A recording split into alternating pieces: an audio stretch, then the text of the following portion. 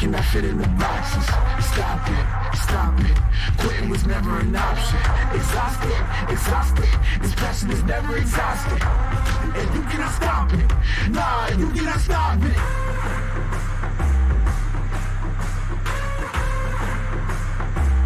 Quitting was never an option. And you cannot stop it, nah, you cannot stop it.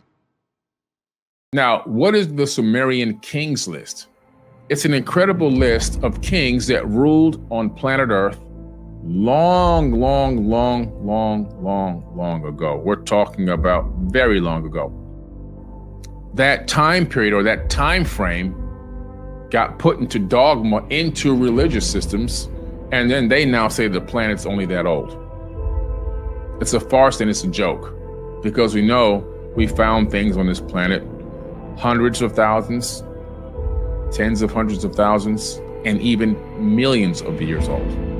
But the Sumerian Kings List is incredible because it records the names of these kings.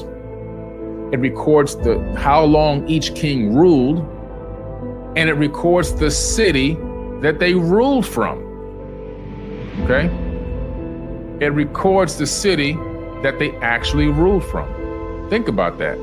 So we're talking about a high level of information. We're talking about a real account. And then when we go back, we meaning archaeologists, to the names of these places in Mesopotamia, which is now modern day Middle East, Iraq, Iran, Tehran, and all these places, guess what we discover?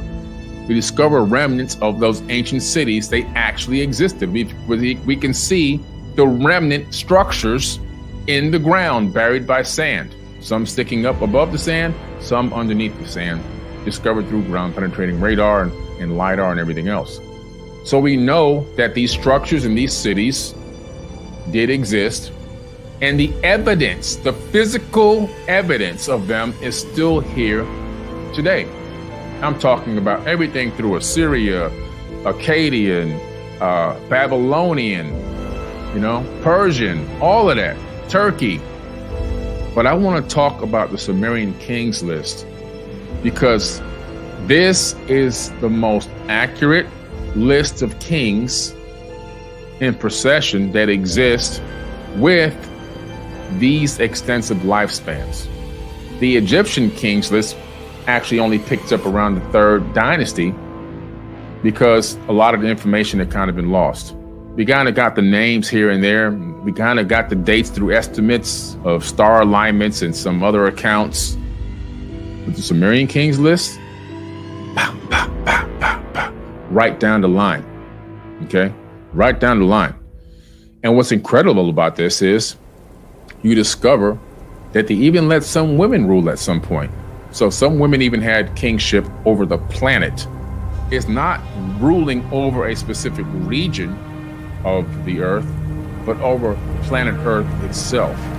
But let me show you a picture now. Where can you find this Sumerian Kings List, these mythical tablets? Well, there's only one, and that actually is located, the original is located at the Ashmolean Museum in Oxford, England. So I took a trip there myself, and this is the photo, the Sumerian Kings List translation. In the following translation, we're going to be going over the Sumerian Kings List located in the Ashmolean Museum in Oxford, England. And it begins here. After the kingship descended from heaven, they're talking about kingship used to be in heaven.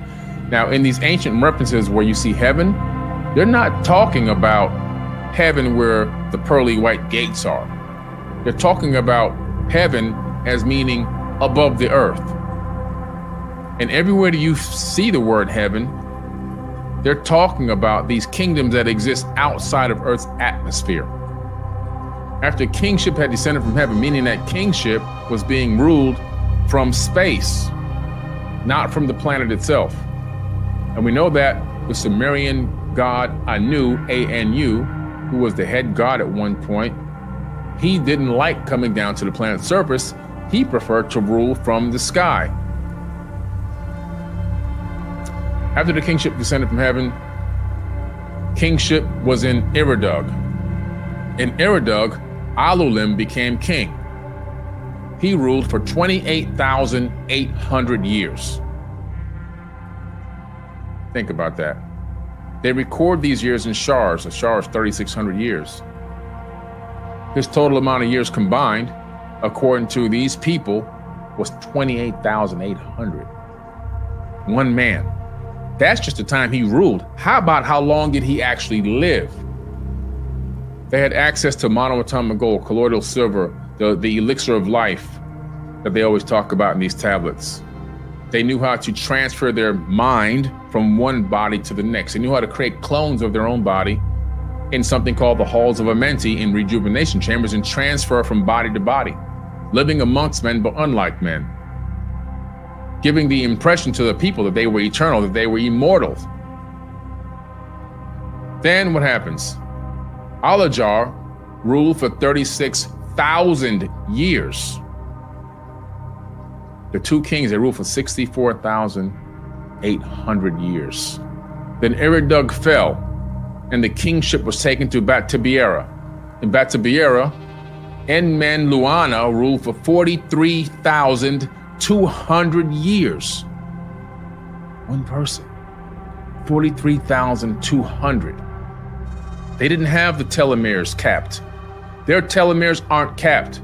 We know that there was a genetic mutation to mankind around 200,000 years ago where chromosome number 2 was taken out, fused together, and 2 telomere caps were put on this chromosome, one on each side. And the telomere was capped, meaning once it runs out of genetic buffer material, you begin the death process. Well, we know for a fact that prior to that, there's recordings of humans, Homo sapiens like us, living for way more than 60, 70, 80 years. But with the cap, the maximum lifespan is 120 years. And what did they find out at Harvard University? The maximum lifespan of a human being under the most pristine conditions and health is about 120 years. Even Star Trek copied that same thing because they've got the right conditions there in that particular century. So the maximum lifespan of a human being in the Star Trek series is 120 years. We know that he ruled for 43,200 years. Enmengalana ruled for 28,800 years. Dumuzid, the shepherd, ruled for 36,000 years. In one city they ruled this long. 3 kings, they ruled for 108,000 years. Then Batabiera fell, which means the end of that, it was the end of that reign. Somebody else had to take over in some other place. And the kingship was taken to Zimbir. In Zimbir, Enmendarana became king. He ruled for 21,000 years.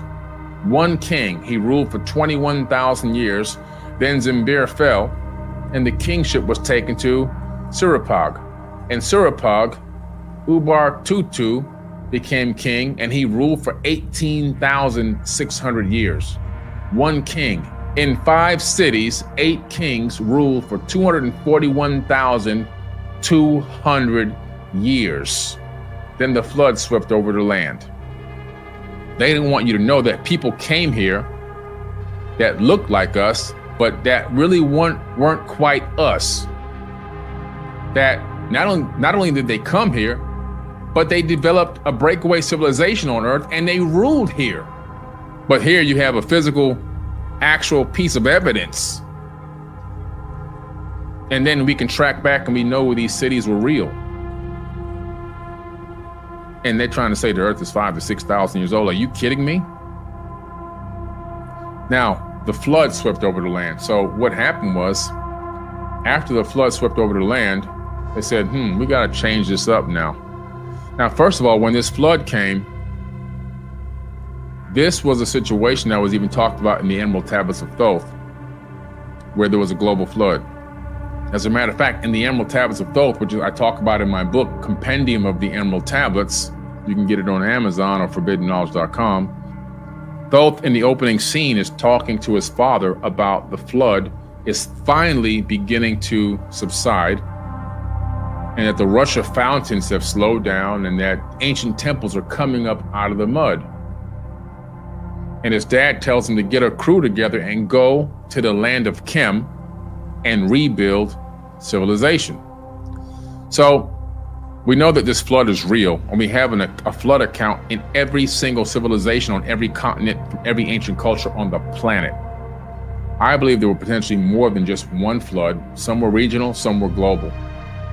We're talking about a massive flood, and in the Sumerian tablets, according to the tablets, the reason for the flood could have been stopped. But Enlil was so disgusted with human beings, if you read the Epic of Gilgamesh and the Epic of Atrahasis, he was so disgusted he wanted to wipe out the creation and begin anew, start over. He was like, let's wipe him out and start fresh. And his relatives, Enki and Hersag and everyone else, they were pissed. They were like wailing to please don't do this. But he was the king at the time, so he had the right to allow this to happen. And he did. And so what Enki did was he contacted some of his people on Earth and said, look, there's a situation about to go down, and I need you guys to be prepared for this. So I'm going to give you these floor plans, and I need you to build this structure. I can't do it for you because it's going to look really suspect if I do it. But I'm going to give you these instructions and allow you to go ahead, and if you listen to me, you'll escape this calamity. So he went to Ziusudra, aka Noah in the Bible, but his name is Ziusudra, and he gave him the plans how to build an ark. It wasn't the shape of the one described in the Bible. It is actually the shape of a disc. And this tablet has been discovered. It was discovered about 4.5 years ago, and it's now public knowledge